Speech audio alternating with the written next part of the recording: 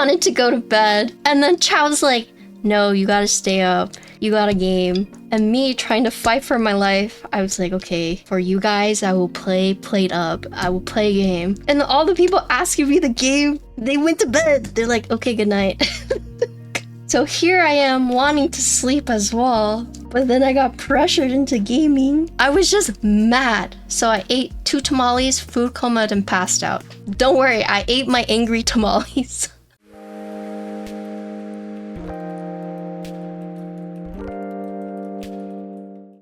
Of 9. This is what the case looks like.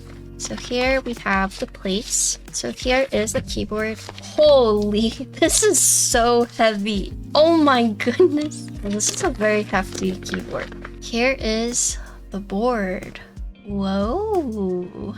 So there are 5 top case colors, and then there are 3 bottom case options. And then for layout, you can do hhkb, wing key, or wing keyless. Pretty neat. This is the prototype number 2. So in terms of top case colors, you can either get charcoal, moon, titanium, eco porcelain, and a raw. And then for the bottom case, you can get brass, copper, or stainless steel. And so that's what you see right here. I don't know if you guys noticed, but the hhkb blockers. Whoa, true hhkb. 6U wire will be included. So this does use tadpole mounting. The default, I think it comes with 70A. You can get different ones if you like. But let's look at the board. Here's the side. So it does have a nice swoop. Here's the back.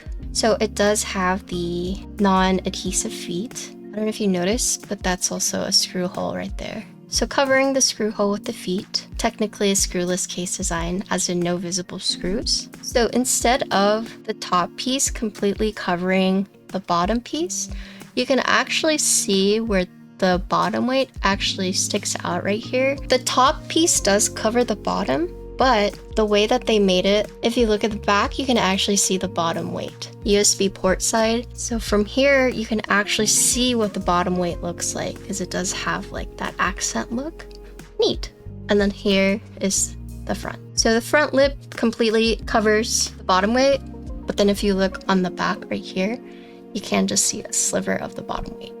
I think this is a very neat way to show like the bottom piece. So it does use daughter board, and then if you look at the internals, you do see the internal 4 weights that are kept together by 2 screws on each weight. And then there is a acrylic cover right here covering the daughter board. It does have the channel in the bottom weight. So let's take the case apart. So let's look at the machining for the top case. Whoa, there's lots of layers, lots of things. Okay, so the first thing to point out is that you can see where the 4 screws go in, and then you can see where the tadpoles also go in right there. You can see the force brake. These are force brake mods. These are a little too long, but for the production unit, it'll be fixed. Here you can see all the machining for the mounting points. 1, 2, 3, 4. 1, 2, 3, 4. And then the points are not symmetrical. As you can see, they've avoided the spacebar right there. So this is the cutout for where the bottom piece would then peek through. They did make this little lip thing. Pretty complicated top piece. This is the heavy part. So this is the bottom case. As you can see, the little points again for the pin mount. Here, these little black strips, these are the force brake mods. You have the cover for the daughter board, the 4 internal weights kept together by 2 screws each. Oh, so this is cool.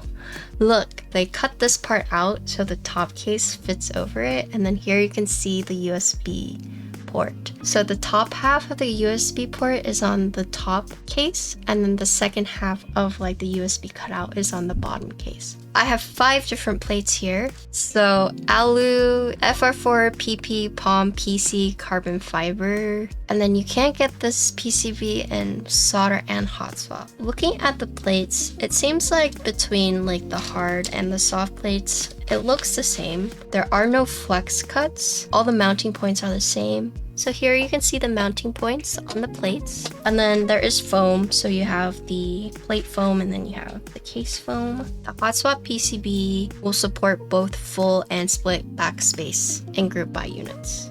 is what I was told. So here is the PCB. So this is the hot swap one. So you have a choice of stepped or regular caps lock. Bottom layout is either 6U or 7U because you have true hhkb, and I think that's the only two that you can choose from. You can pick between step or regular caps, or you can pick the spacebar. So if you look at the case, it's true hhkb. So what I mean by true hhkb is you see how this one blocker is smaller than the other, but this requires you to use the 6U, right? I have another hhkb, and you can see the blockers for this one is symmetrical, but then the blockers for this one is not. This one is, quote, true hhkb. So this will have both MX and EC. And then I think through Geon Shop, he's also offering desk keys that you can buy through them. So you can pretty much get everything from Geon's shop. The hot swap PCB will have full backspace. So right now it forces you into split, but in the group buy units, you will have an option of full backspace, right? I have more PCBs here. So this is the solder PCB, and I'm just gonna showcase this. The solder PCB, obviously you have more freedom to what you wanna do. So this is the solder PCB.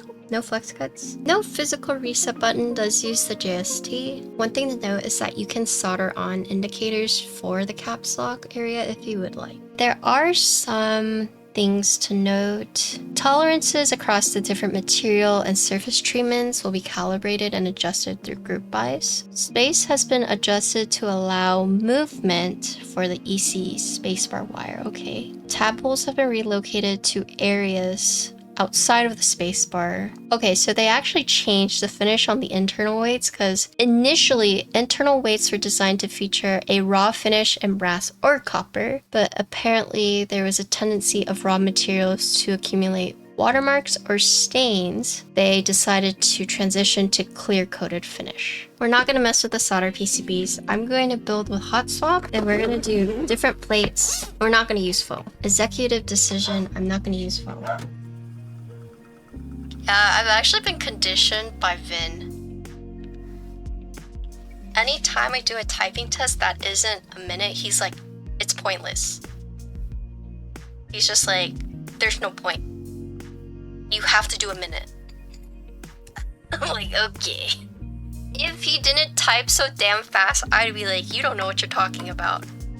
But he's probably the fastest typer I know. So if he's like, you need to train for a minute, every time it's like, all right. I mean, I guess it worked because, yeah, my typing is faster and more accurate.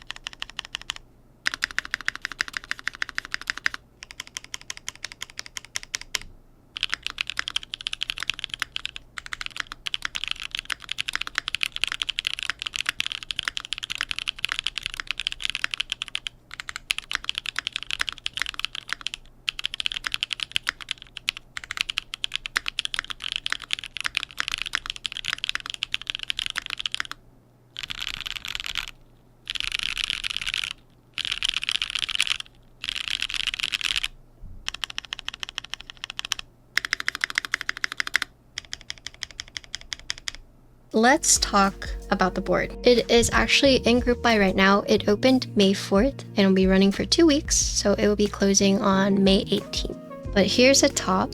The sides have like thinner bezels, but then the top and bottom have thicker. So it does have the curvy side right here, and that's reflected on this side piece as well. The copper and the brass bottoms, pretty plain. It has the branding right here, but then the stainless steel has the neat like machining marks like all throughout. It's almost like a ripple, but that is the outside of the board. And let's look at the internals once again. Here on the bottom, I don't know if you can see these pieces right here. You see how you see that little point, that little pin right there? This is for the tap holes. So this is the tap hole, and it will come in different duros. 70 is the default. This is where it would go in the bottom case. So this part is facing down like this, and then this long piece goes into the top case, and then this gap right here is for the plate to like clamp onto to hold it in place. You take these tap holes, and using the pinpoints, it acts as an anchor so that whenever you put it on, it won't like shift out of place. You have 4 on top and then the 4 on bottom, but the spacing is different for the top and bottom, and this is to account for the space bar not having like a point right here. And then depending on the bottom piece you get, it will have different weights. So this one's copper with the brass weights, and if you get brass, you'll have copper weights. So once again, you see where the tap holes would go. This would go inside like this. Boop. So it'd go inside like that. So it's pretty simple with some like pretty complicated machining. Yeah, so one of my critiques was using an adhesive for the force break mod rather than like incorporating it into the case. And the reason I mentioned that is because they could have like machined something right here, or maybe like a tiny thing on the side, and then had like a little gasket. User error is like if you don't put this on exactly, you can see it kind of just gets like sticky over time. Right here, it just left like a sticky mark. But this could just be because we keep opening and closing it, opening and closing it, and like a typical person wouldn't do that as much. That's just like a very, very, very small thing, but overall it's not an issue at all. But yeah, that's the board. Thank you, Machina, for reaching out to me and letting me build the board. I hope you guys enjoyed this review. That's it. That's the board.